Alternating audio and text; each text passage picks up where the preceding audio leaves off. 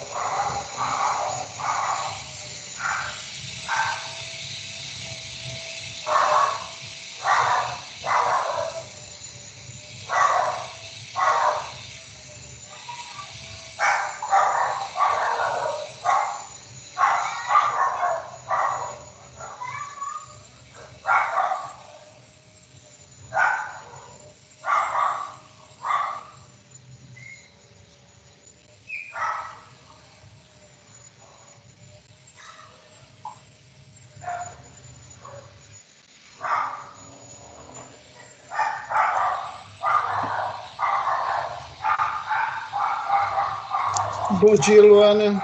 Bom dia, professor. Então, eu esqueci de disponibilizar o link ontem. Eu Pois sempre não estou é? disponibilizando. Aí deu esse pequeno contratempo. Mas A turma está aderindo já bastante, já estamos em 6 pessoas. Vamos aguardar só um pouquinho mais. Ok, eu estava agoniada. Meu Deus, o professor esqueceu de botar o link. Eu sempre coloco na véspera. Até na véspera eu avisei que teria aula, mas esqueci de colocar o link. Tá? Mas vai dar tudo certo. Vai. Alguns estão entrando com o link já passado, né? Mas eu vou estar sempre disponibilizando o link, sim. Já estou disponibilizando, inclusive, o da turma de amanhã, do Urbanismo 3, para não acontecer o mesmo. Eu acredito que, eu não sei como vai ser no próximo semestre, mas se persistir a aula deste tipo, o AVA vai estar se modernizando, sabe? Então, a gente vai ter uma fluência, uma ligação mais rápida, mais prática, porque eles foram pegos de surpresa, porque, na verdade, o esquema de educação à distância, de ensino à distância deles, é um ensino programado, ou seja, gravadas, aulas e tudo, aí depois que vai para o ar. E então esse esquema ele já está todo direitinho no AFA. Agora, essa situação de você dar aula ao vivo, em direto, é diferente do EAD. Não é a mesma coisa do EAD. Tá? E, inclusive, eles têm gostado do resultado, pelo que eu estou sabendo, porque a aula de estúdio ela tem mais recursos e tudo, mas ela é um pouco distante, no sentido de que aqui a gente tem essa interlocução, tem essa participação, e isso é sempre bom. Enquanto chega mais gente, eu queria ter notícia de alguns alunos. Achou não, professor? O Davi Arcanjo entrou em contato comigo, eu inclusive coloquei ele no grupo, né, mas ele não está aqui conosco, tá? Mas eu não tenho notícia de Maria Ramos Araújo e Maíse Antão, se alguém souber. Ronaldo Professor, Viana. a professora Patrícia não tem como lhe arrumar esses contatos, não? Eu não quis importuná-la porque ela está congestionada de um monte de coisa e tal. Eu não quis importuná-la, mas eu vou ter que acioná-la. A Loana e o Davi entraram em contato, então esses dois estão ok, tá certo? Mas os demais não, né? Deixa eu ver aqui, a Nanda chegando aqui. Aurinha. A Aurinha é a Ariellen, tá certo. Porque alguns. A Niele, Niele, qual é o nome da Niele aqui na minha lista de chamada? Deixa eu ver. Niele, se manifeste, você está no ar. Qual o seu nome? Alguém sabe o apelido? Que aqui. Janiele, tá certo. Tá, obrigado. É só para mim ir me acostumando com todos vocês, né? Janiele é da turma do primeiro ano, né? E a turma do primeiro ano, isso. Tem um caso também de um aluno, está entrando mais um aqui, Gustavo Araújo, chamado Nagato. Alguém conhece o Nagato?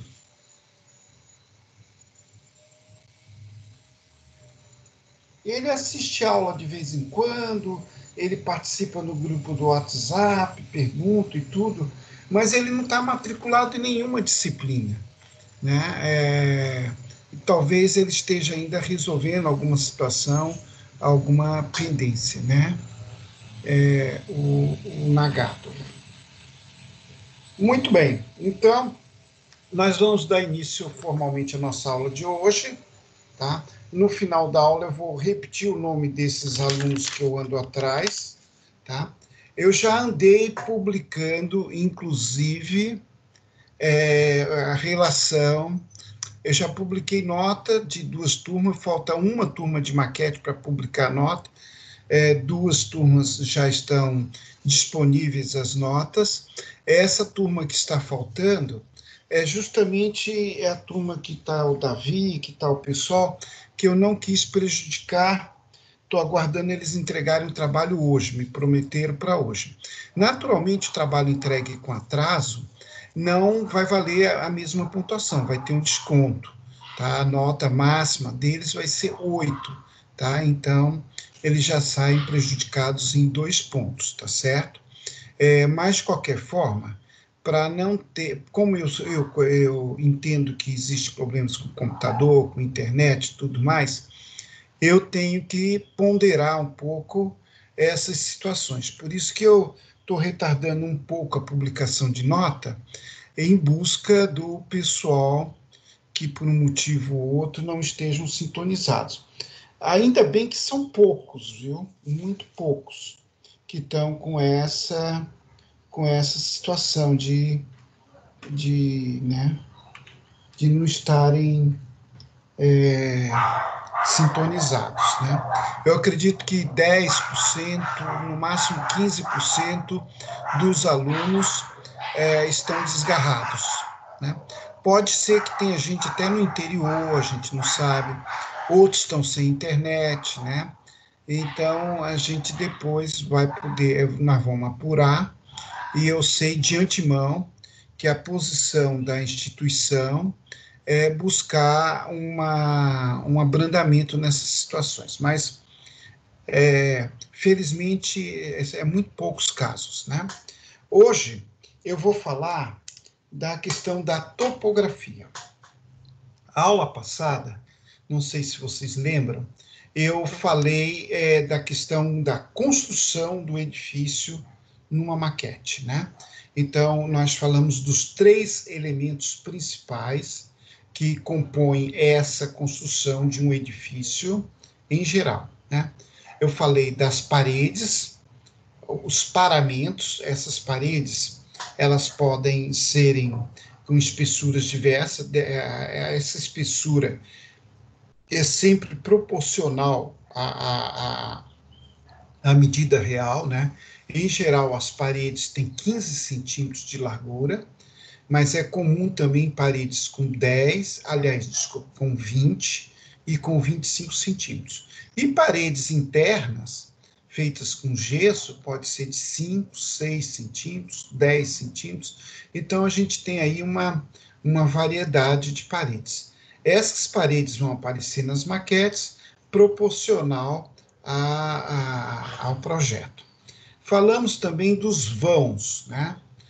Os vãos, todo e qualquer vão que aparece nessas paredes. Os vãos podem surgir em função de uma necessidade de porta, de uma janela, de congombol, de vários outros vãos. Então, falamos como é que esses vãos são estabelecidos. Normalmente, nós temos a parede, a gente corta o pedaço da parede proporcionalmente, altura, largura, espessura, e depois nós vamos desenhar os vários vãos na parede, né? A gente desenha os vãos, recorta os vãos e vamos fixando esses vãos. Fixando as paredes já com seus respectivos vãos. E, por fim, falamos nos tetos, né? Os tetos podem ser planos, podem ser inclinados, né? Tem variações, isso sempre em conformidade com o projeto. E esses tetos, muitas vezes são ondulados, porque são paredes. Existem papilões próprios para maquetes, nas escalas respectivas. A aula passada a gente falou também dessas escalas básicas, né? Que é a escala de 1 para 100, de 1 para 50 e tudo mais, tá? Lembrando que em maquete, quanto mais a escala for pequena, mais difícil, né?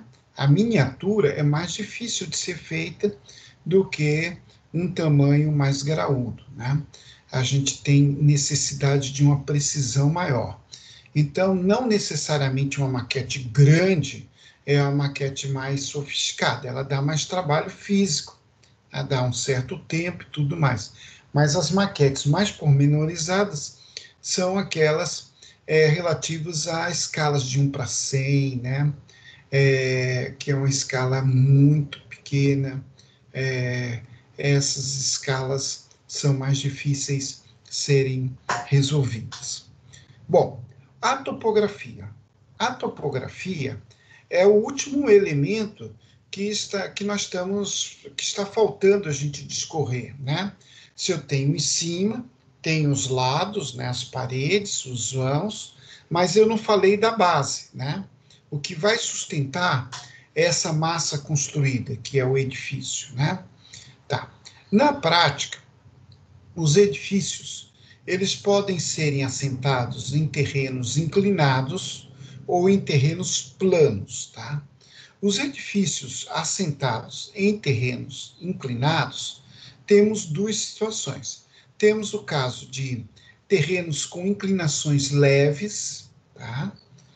Tipo 2%, 3%, 5% no máximo, 7%, porque são terrenos, no caso de um lote residencial, por exemplo, do ponto mais alto ao ponto mais baixo, a gente teria aí um declive de 50 centímetros, 60 centímetros e tal. Esses terrenos são considerados praticamente planos, né? Não há uma necessidade expressa de se fazer uma planificação do terreno, deixar ele nivelado para receber o edifício. Alguns casos, o projeto pede, exige que seja feita essa planificação, mas, em geral, essa planificação ela é feita na parte interna do edifício, a parte externa há uma convivência com o terreno, apenas criando degraus, pequenas rampas, e a gente vai se adequando ao terreno.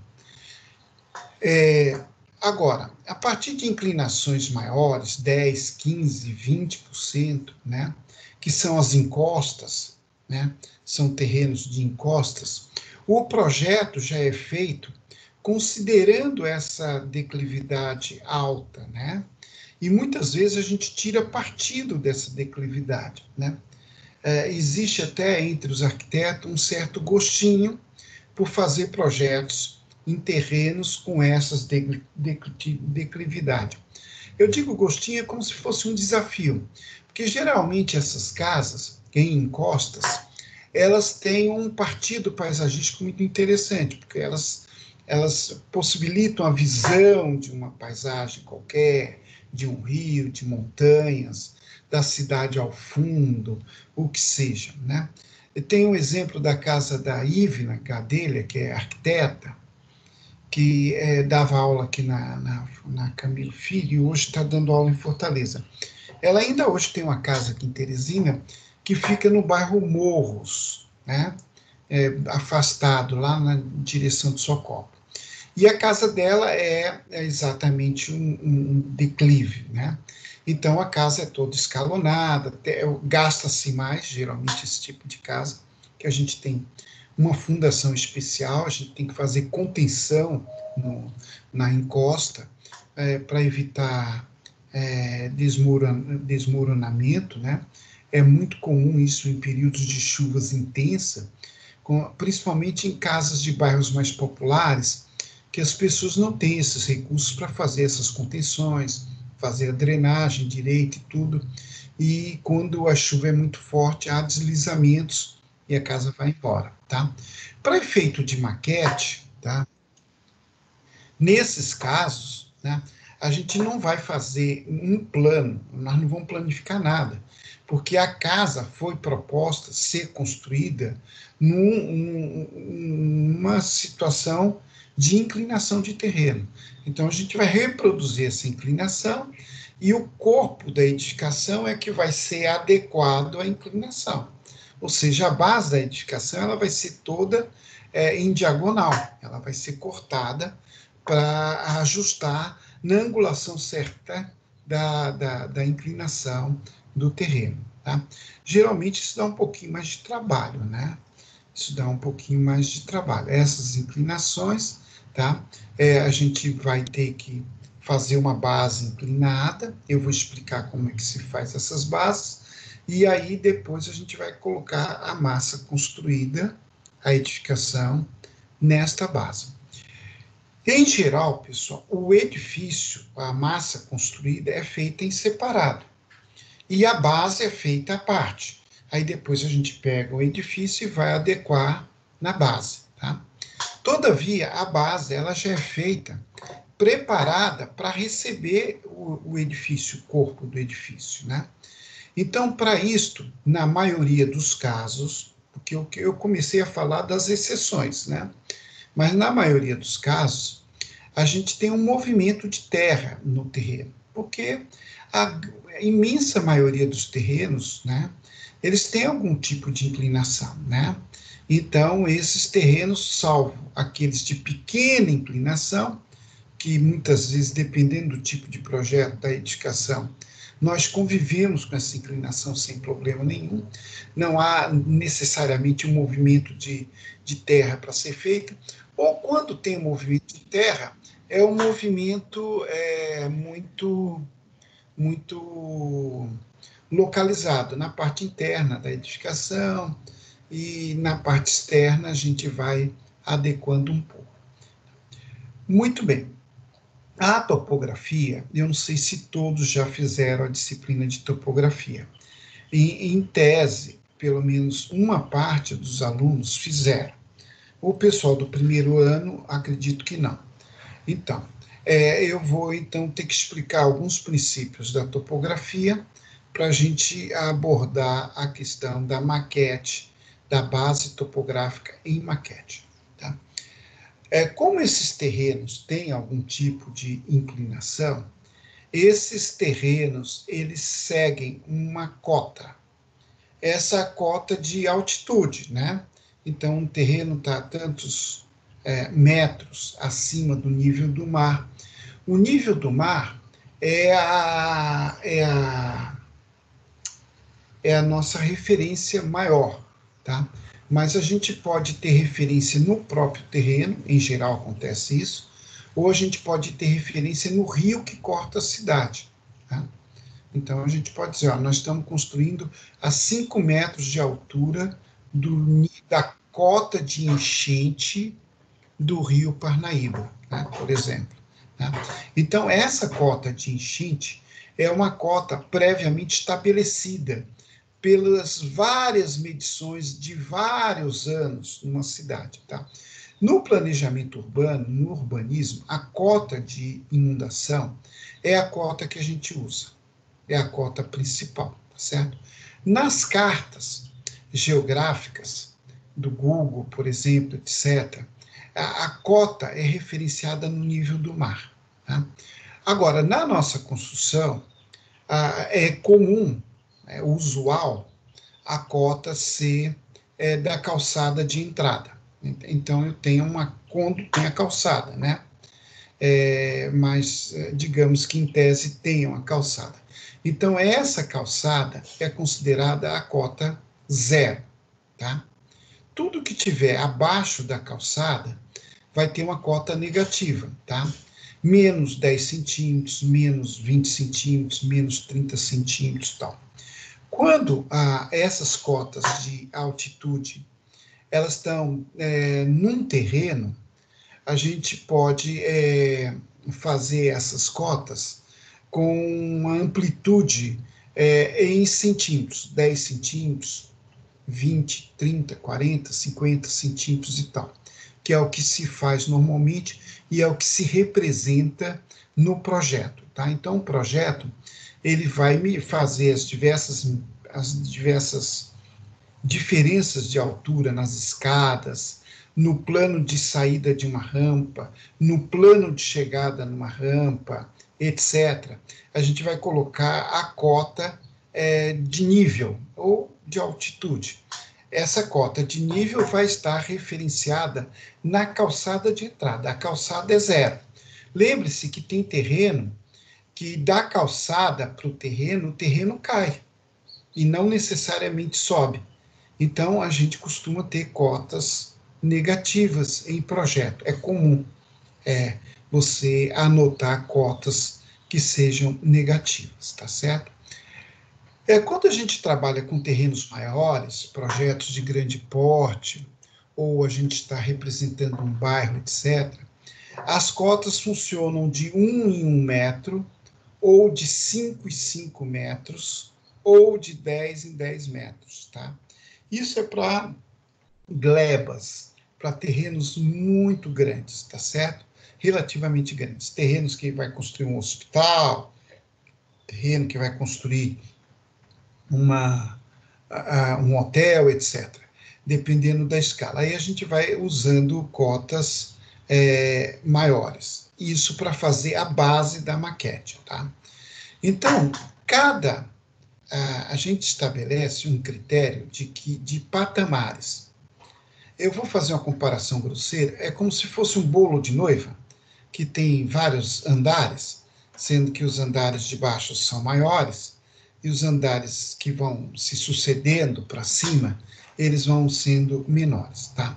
Cada patamar daquele vai coincidir com uma cota topográfica, tá? Então, a base da nossa maquete é mais ou menos isso, tá? A gente vai considerar uma cota base, vamos supor que o terreno seja de um declívio subindo, né? E não descendo, tá? Fica mais fácil de explicar.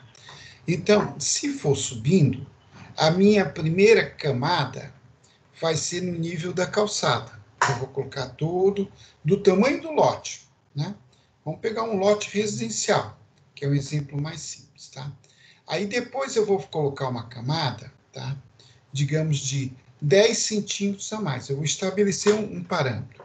Isso pode variar de maquete para maquete, vai depender do terreno. Quando o terreno é muito íngreme, 10 centímetros é muito pouco, porque daria um trabalho muito grande de eu ter que estar fazendo muitas camadas, tá certo? Então, eu posso usar camadas de meio metro, né? Então, eu vou colocar proporcionalmente à altura de 0,5 metro uma camada, tá? Aí depois eu vou sucedendo outras camadas, tá? Até que, digamos, que o terreno tem uma diferença de 1,5 metro do seu ponto mais alto até o ponto de calçada. Se eu estiver trabalhando de 50 em 50 centímetros, de meio metro, eu só vou ter 3 camadas, né? Quando o número de camadas é muito pequeno, eu tenho pouca precisão nesta base. Então, a gente pode ter a liberdade de diminuir, né? Se eu estou trabalhando só com lote. Na escala urbana, a conversa é outra. Eu estou trabalhando no lote. Então, eu posso diminuir isso para de 10 em 10 centímetros, ou de 20 em 20 centímetros. Aí eu vou fazer camadas. Essas camadas vão se sucedendo, tá certo? Daqui a pouco eu vou fazer um desenho para mostrar isso e apresentar para vocês. Então, essas camadas vão se sucedendo até o ponto mais alto do terreno, tá certo? Quando eu tenho uma situação contrária, onde as cotas são negativas, ou seja, o terreno, ao invés de subir, ele desce, e isso não é exceção, isso é muito comum, tá?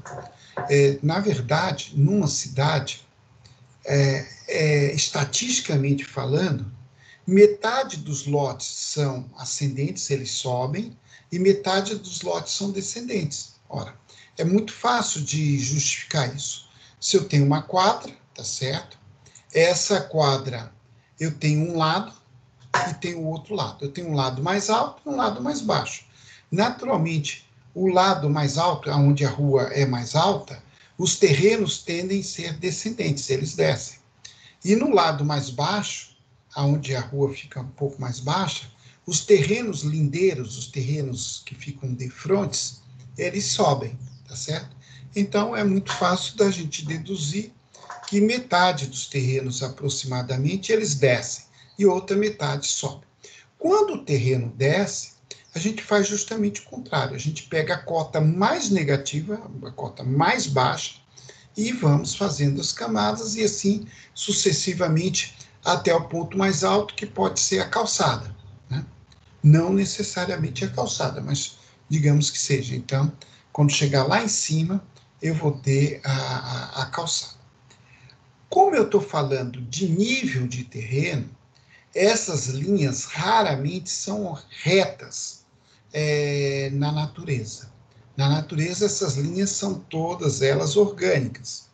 Elas tendem a serem formato circular, mas não perfeito, né? Então, elas são onduladas, tá? Então, a gente vai ter uma série de camadas orgânicas para mostrar o terreno, certo?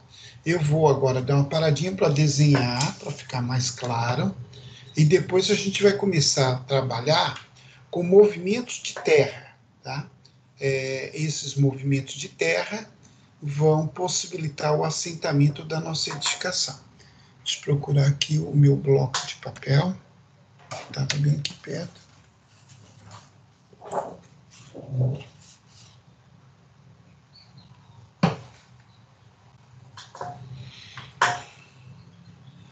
Está aqui embaixo.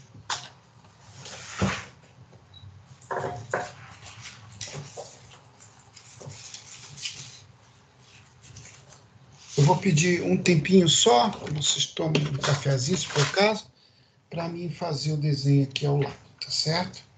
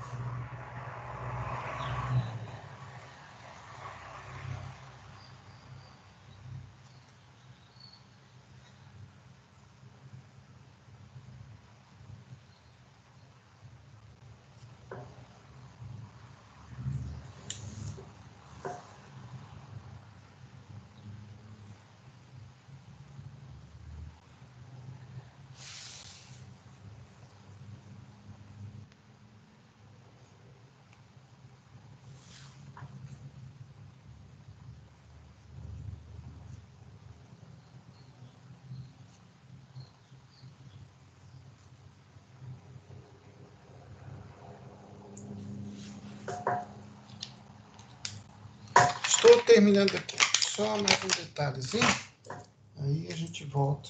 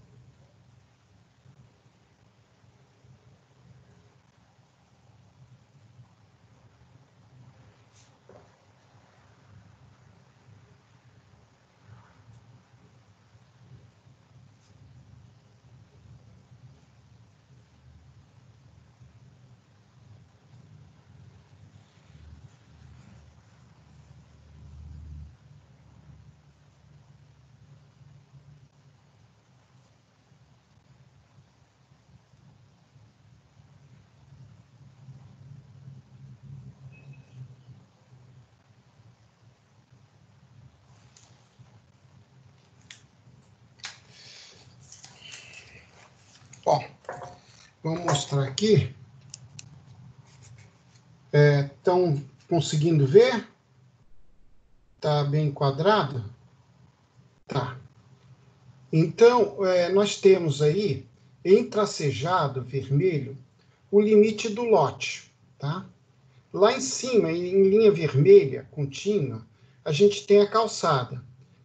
Vocês devem notar que a calçada ela está em declive, ela sobe e depois desce, ok? E aí nós temos os vários patamares, ou platôs, como que, dentro do terreno. Cada patamar deste tem uma altura, tá? Essa altura vai ser baseada na calçada, lá da frente, pelo menor patamar, que fica em cima. É como se fosse a parte do bolo de noiva que ficasse mais em cima. Aí a gente tem vários patamares que se sucedem, tá? Esses outros patamares vão descendo, tá certo? Então, isso aí dá mais ou menos uma noção plástica da declividade do terreno. Aí a gente tem quase que um pequeno morrote, um morrozinho dentro do lote, tá certo? A diferença de nível entre esses patamares, esses platôs, como eu disse, pode variar conforme a precisão do projeto, tá? Pode ser de 10 em 10 centímetros, 20 em 20, meio metro em meio metro, tá? Vai depender. Quando é um projeto urbano, esse nível vai ser de 1 metro em 1 metro, de 5 em 5 metros, às vezes até de 10 em 10 metros, dependendo da amplitude, se a gente for pegar a cidade toda, for pegar um bairro, etc. Então, a altitude desses platôs, eles são variáveis. Lembrando, todavia, que essa altura ela é proporcional à escala que a gente estiver usando. Ela é proporcional. Ela tem que ser proporcional, tá certo? Ou seja, deu para todo mundo ver? O exemplo que eu mostrei é de um terreno natural, né? Aí não houve nenhum movimento de terra. Eu vou falar dos movimentos de terra daqui a pouco, tá certo? Como é que isso é construído na maquete, tá? Olha, existem materiais sintéticos, né? Que são como se fosse um material de papelão. O miolo dele é um material plástico, um material sintético. Eles são fáceis de serem cortados com estilete. Aí a gente vem, corta com estilete, fazendo essas curvas todas, tá certo? Aí corta cada um dos patamares, cada um dos andares. Aí vai empilhando, vai colando um no outro, tá certo? Existe também a cortiça, que é bastante utilizada, né? A cortiça ela é vendida no mercado em várias espessuras.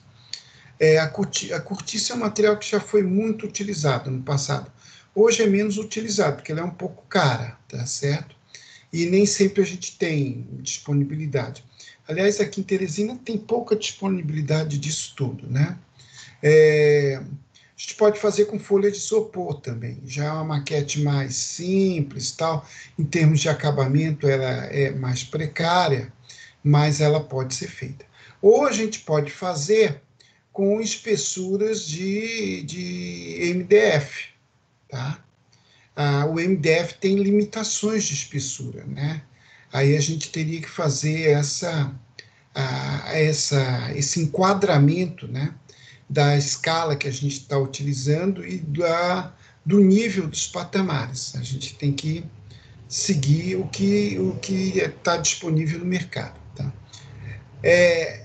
Esse bolo de noiva não é desse jeito que a natureza se apresenta para a gente. A gente não vê esses montes de platôs, de terraço, a não ser quando a gente tem uma fotografia de plantação de arroz na China.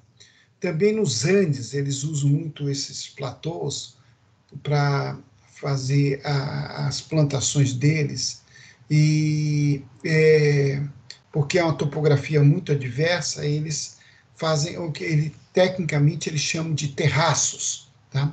Mas na natureza, os morros aparecem com declives. Então, se você quiser fazer uma maquete com mais precisão, você faz esses platôs e depois, entre um degrau e o outro, você vem e faz uma cobertura de massa, né? Você cobre com massa, né? Essa cobertura com massa, ela geralmente é com gesso. A gente pega gesso, né? Mas existem outras massas hoje disponíveis no mercado. A massa acrílica também é muito utilizada, tá? Tem que tomar cuidado que alguns tipos de massa, elas racham, né? A massa de PVC, de PVA, aliás. Massa de PVA é essa massa que a gente usa para casa, para pintar, para fazer a base de pintura nas paredes. Essa massa não pode ser usada em camadas muito, muito espessas. Tem que ser bem fininha. Quando é usada em camadas muito espessas, ela começa a ter um diferencial de dilatação e termina rachando. Tá? A massa acrílica ela é um pouco mais durável, mas o gesso é o melhor. A gente vem com gesso e faz uma lambuzagem geral com gesso, tirando esses terraços, esses platôs.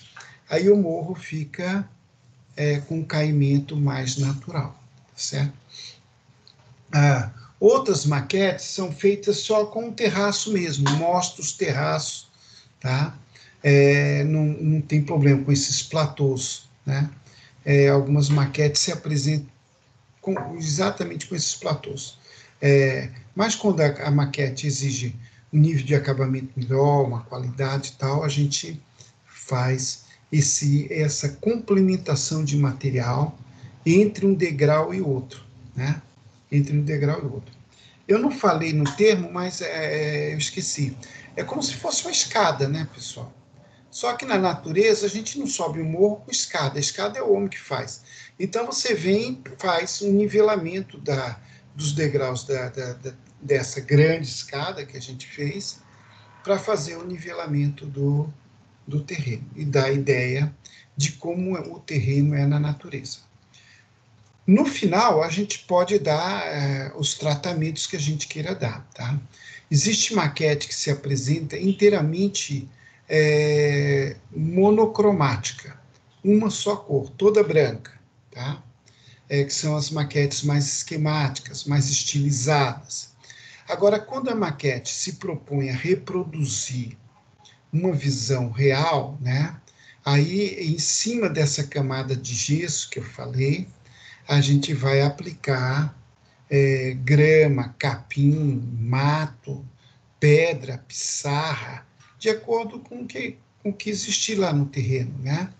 E se for o projeto já acabado, a gente vai aplicar o paisagismo que foi definido, né? Gramados, né? Calçadas de pedra portuguesa, o que seja.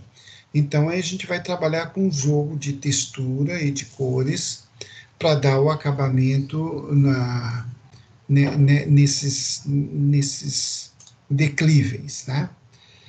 Lembrando que na natureza tudo está em declive praticamente, é muito raro a gente ver na natureza alguma coisa 100% plana, tá? Por isso que eu comecei a aula falando da exceção, porque terrenos que os declives são muito pequenos, a gente meio que ignora, é muito comum se fazer maquete para esses terrenos simplesmente num plano reto, porque as diferenças são tão pequenas, e como a maquete é uma visão da realidade, essa realidade vai apontar para diferenças mínimas, então a gente simplesmente vai e faz no terreno plano, certo? Muito bem. Construtivamente, vamos dar um tempo, dúvida?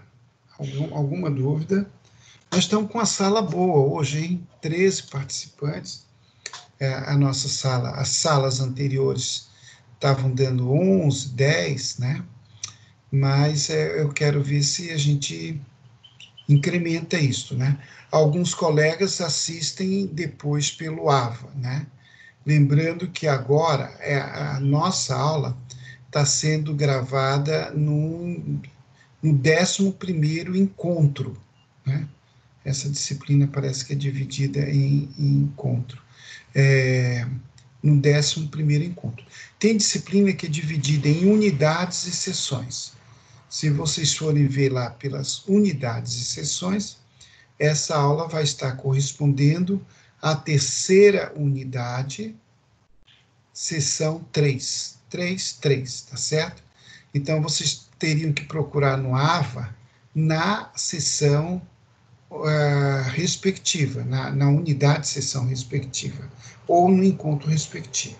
Tá? Os alunos do primeiro ano, só esclarecendo, tem disciplina, que é a aula modelo professor, a aula modelo institucional, né, que elas são organizadas por unidade e sessão. São 4 unidades, cada unidade tem até 4 sessões, às vezes tem 3 sessões, 2, varia um pouco. Aí a gente registra por esse critério. Quando a disciplina é uma disciplina a modelo DIB, ou encontro EAD, que é uma disciplina semipresencial, nesses casos a gente tem a divisão de módulo por encontro, tá? E a gente vai até o 16º encontro. Alguém quer falar?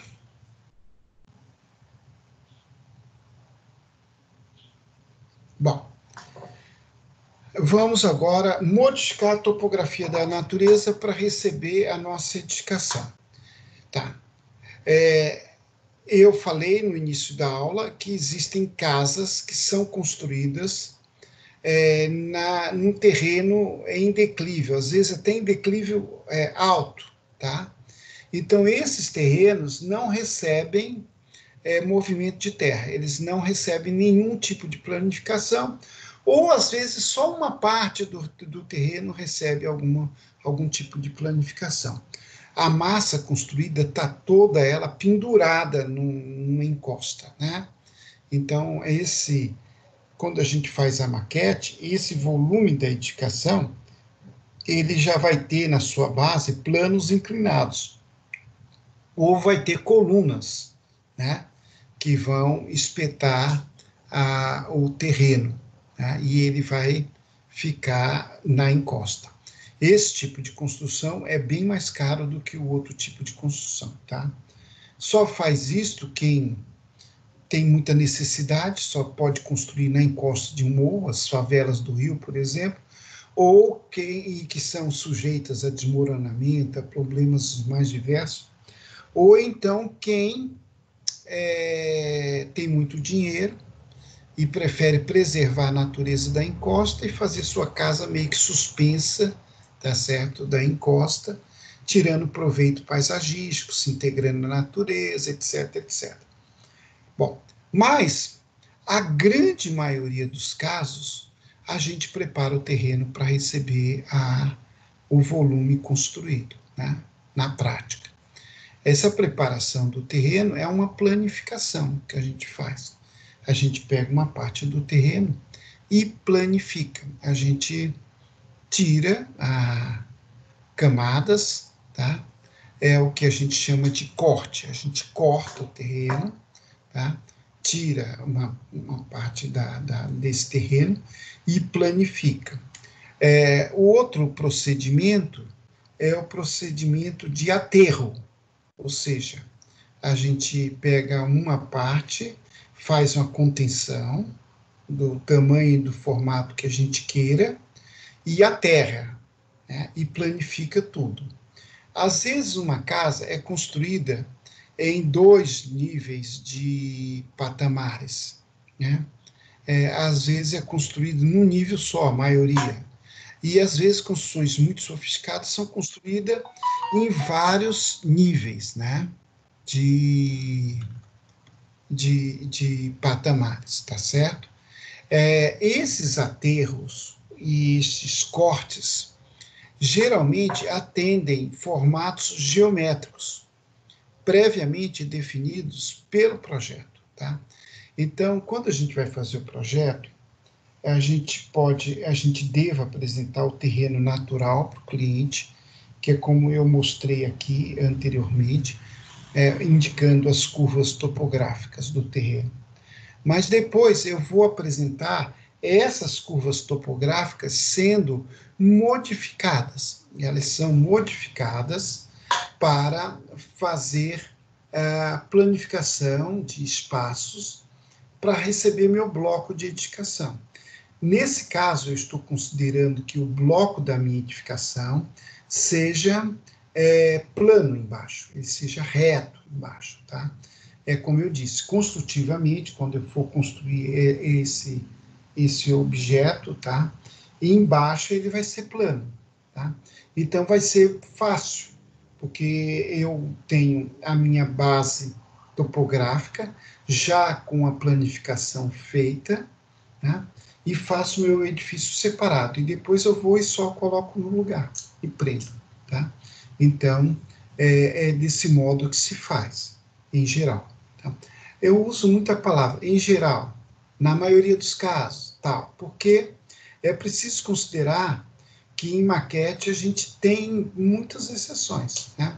Os edifícios são muito diversos, né? Eu falei, por exemplo, que em geral aterros e cortes tende a obedecer uma planta geometricamente definida, um retângulo, um quadrado, etc. Mas isso em geral, porque às vezes a edificação, ela em si, é curva. Então, o meu platô vai ser também curvo. Ou vai ser de um formato triangular. Isso aí, quem vai mandar é o projeto. Quem vai mandar é o projeto. O projeto, ele apresenta também a planta de aterros e de cortes. Tá?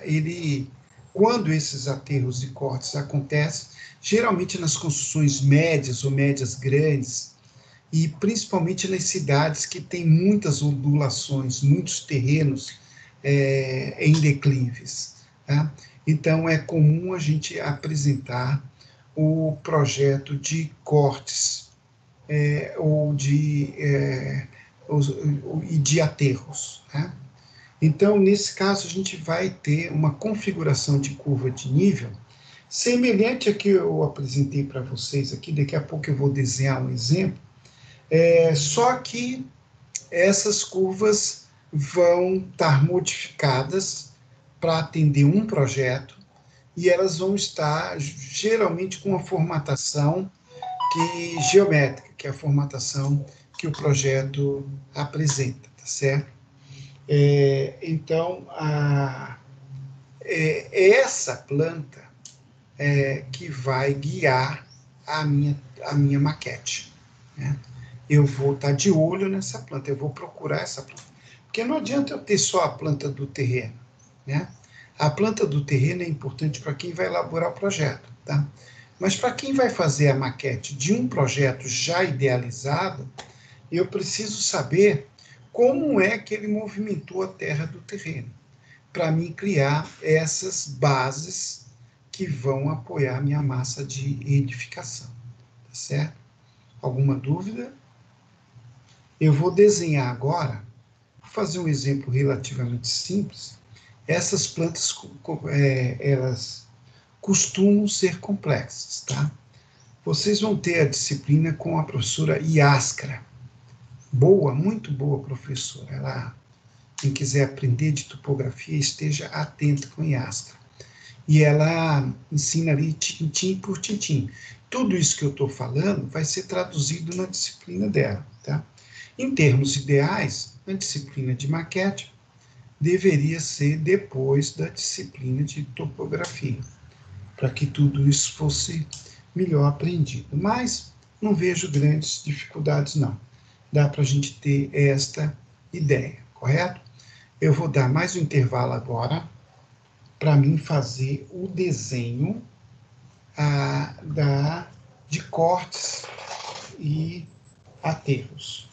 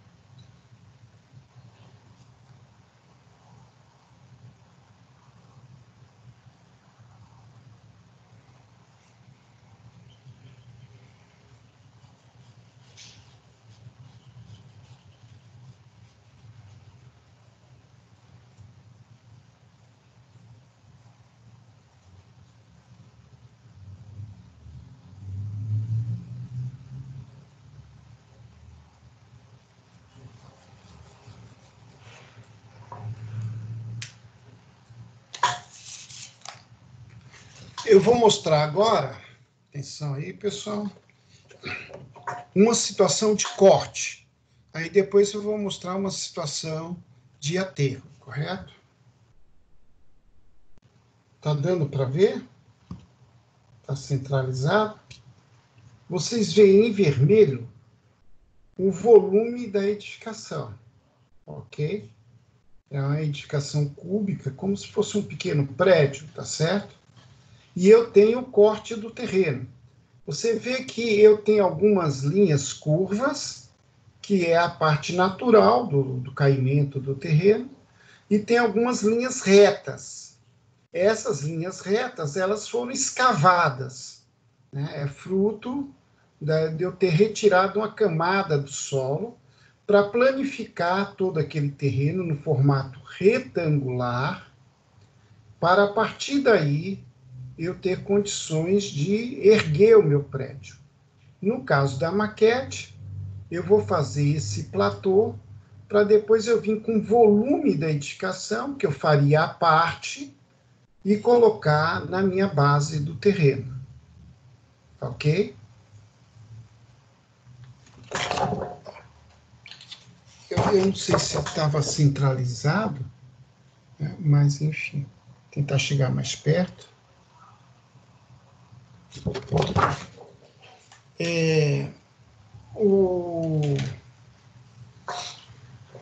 Então, essa parte de movimento de terra para as edificações de médio e grande porte é uma parte da obra considerável, né? Se gasta muito tempo fazendo esses trabalhos.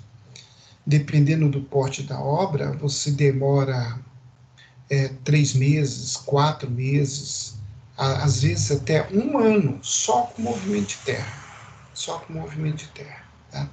Quando a escala é muito grande, um loteamento, etc. Tá? Esses projetos, eles têm que serem feitos com equilíbrio, porque se eu fizer cortes muito grandes do terreno, eu vou estar tirando muita terra do terreno. E eu vou gastar isso com transporte, eu tenho que levar essa terra para algum lugar, certo?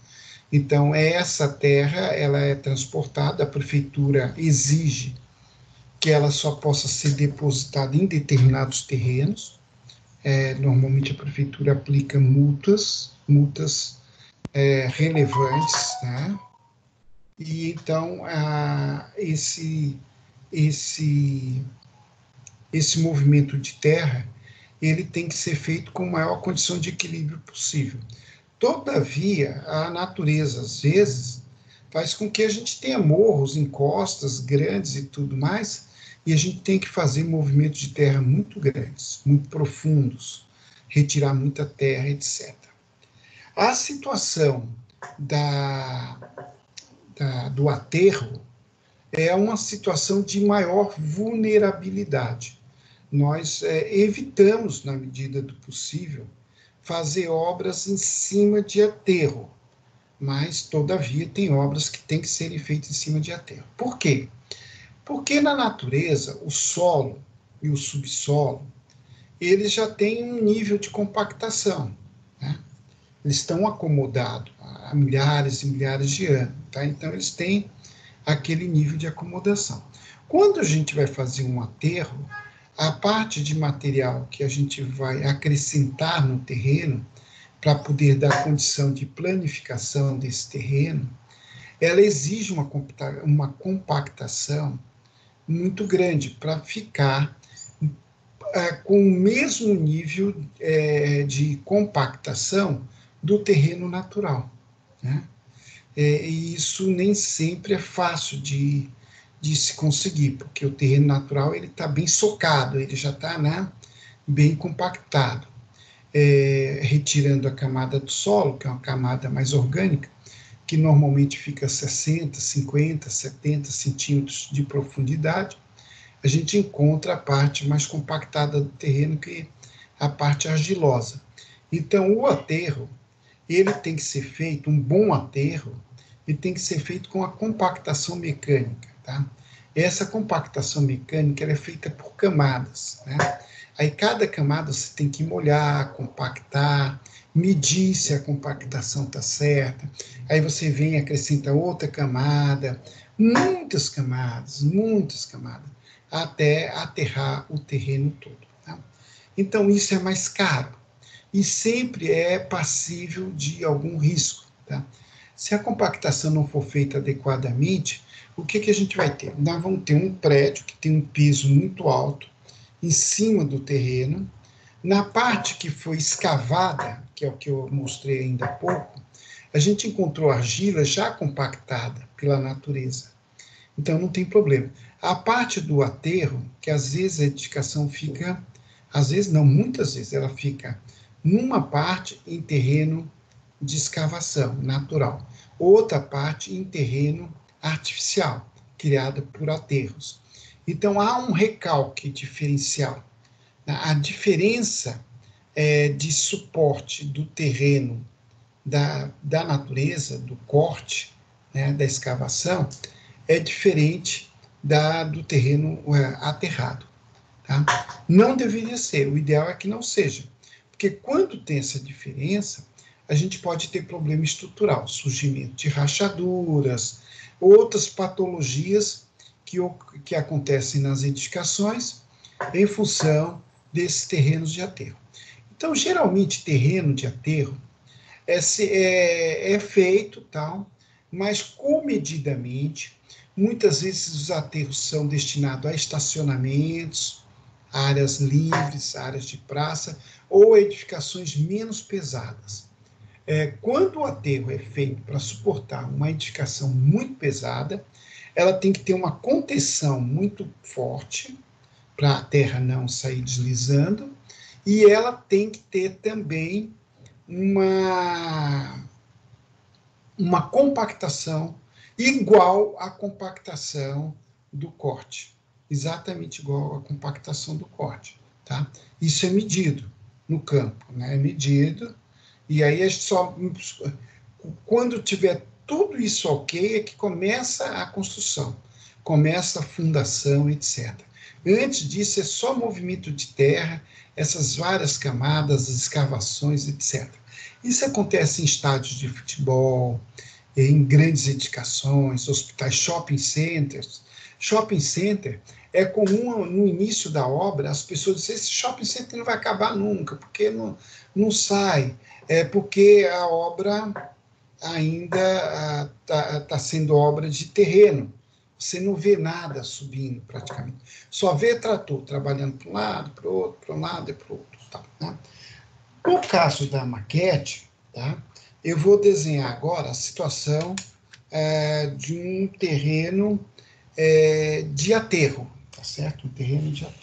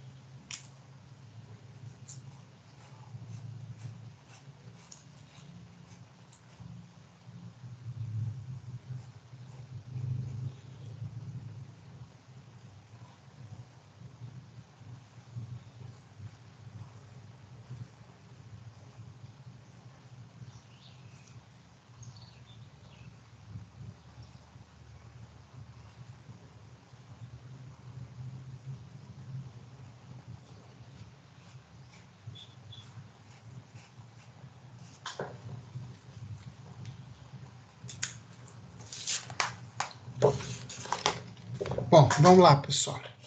Então, eu vou mostrar aqui, no mesmo desenho anterior, eu acrescentei uma parte, e é onde a gente vê o terreno que foi feito um aterro no formato do edifício, o aterro retangular, um terreno em declive, um terreno que vai descendo.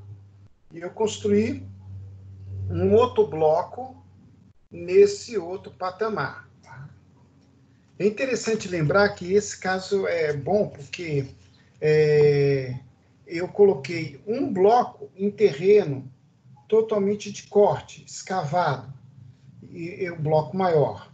E o bloco menor, separado do bloco maior, eu coloquei num terreno de aterro. Tá? Então, significa dizer que eu poderei ter menos problema de recalque diferencial, porque o peso de uma parte do edifício está num terreno, o peso de um outro edifício está no outro terreno. Quando eu faço um prédio só, pegando os dois tipos de terreno, eu tenho que ter a segurança de que a compactação do solo seja a mesma para todos os dois blocos, que estão interligados, com uma estrutura só, tá certo? Senão eu vou ter rachaduras, senão eu vou ter recalque diferenciado. Ok? Bom, então, a preparação dessas bases para receber a edificação é fundamental. E isso, às vezes, é complicado, tá? Eu diria que é uma das partes da maquete mais complicada, porque você vai lidar com linhas orgânicas, linha da natureza, né? Então, nem sempre é fácil você ter uma informação adequada, né? Então, construções com suporte financeiro maior, onde o orçamento seja maior, geralmente se contrata um serviço topográfico prévio. E essa topografia é feita, tá? E depois a gente vai fazer o projeto de modificar essa topografia da natureza para uma nova topografia, que é a topografia com a interferência do homem, do projetista, que vai criar esses cortes, essas escavações, e vai criar esses aterros com seus escoramentos, tá certo? Normalmente nos projetos pequenos, residenciais, etc., nós não temos muito isto, essa necessidade. Mas ao menos uma necessidade da curva topográfica do terreno nós temos. Senão a gente não consegue projetar adequadamente os degraus, necessidade de rampa, né? Problema de entrar água dentro da casa, né? Porque a edificação ela tem que estar a salvo das águas da chuva. Esse problema de drenagem, ele existe principalmente por conta da não adequada compreensão das curvas de níveis, da topografia. Quando você não toma cuidado com as curvas de níveis, você não sabe qual é o caminho das águas, e essas águas podem ir para dentro de sua construção. Né? Não pensem vocês que isso não acontece. Acontece muito. Tá? E é um problema que muitas vezes é erro de projeto. Muitas vezes é erro de projeto. Muitas vezes é erro do arquiteto. O arquiteto, nós profissionais de arquitetura, por uma série de motivos, às vezes não estamos muito atentos a esses critérios técnicos e geométricos, compreender essa geometria, saber da sua dinâmica, conseguir identificar o caminho das águas e perceber com antecedência os pontos de vulnerabilidade na sua edificação é de fundamental importância para a gente. O projeto do tamanho de um shopping, de um hospital de grande porte, esses projetos exigem um projeto específico de drenagem. Tá? e exige um projeto específico de aterros. E nós, arquitetos, não podemos assinar. Quem assina é o engenheiro, dado a complexidade desses projetos. Como ninguém anda fazendo, em geral, ninguém anda fazendo maquete de edificações residenciais, porque sairia muito caro, as maquetes geralmente são encomendadas para os médios grandes projetos. Então, a gente vai conviver, nesses casos, muitas vezes, com essas plantas de engenharia, né? São engenheiros que fazem a planta e a gente vai adequar essas plantas de movimento de terra à nossa base da maquete, né? Isso é muito importante, tá? E eu diria que é um dos pontos mais complicados de se fazer uma maquete, né? É claro que o detalhamento, a questão do jogo de textura, do entra e sai e tudo mais, demanda muito tempo e tal. Mas a topografia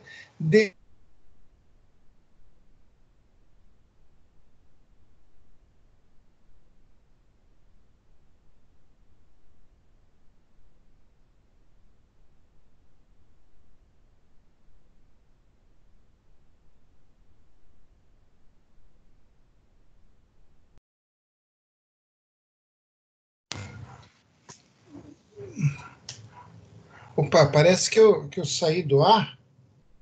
Deixa eu ver aqui.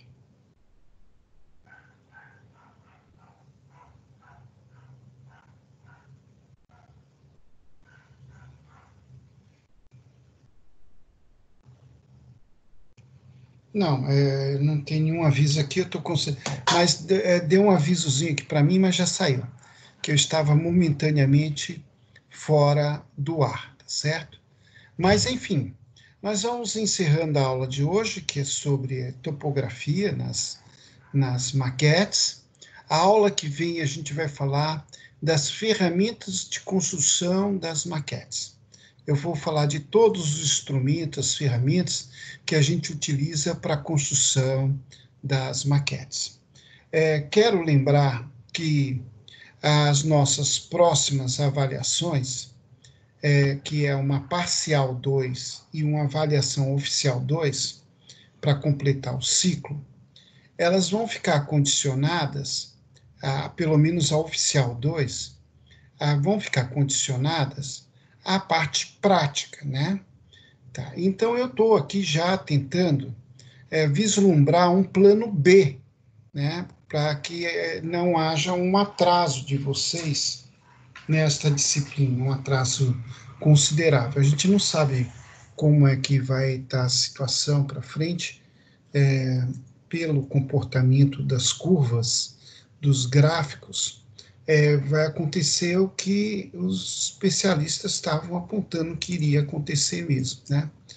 Um número crescente de casos, a gente conseguiu retardar um pouco a curva não cresceu assim com muita rapidez, mas ultimamente vem crescendo com mais rapidez, há um relaxamento aí no confinamento, isso pode gerar muitas mortes, já está gerando muitas mortes, né?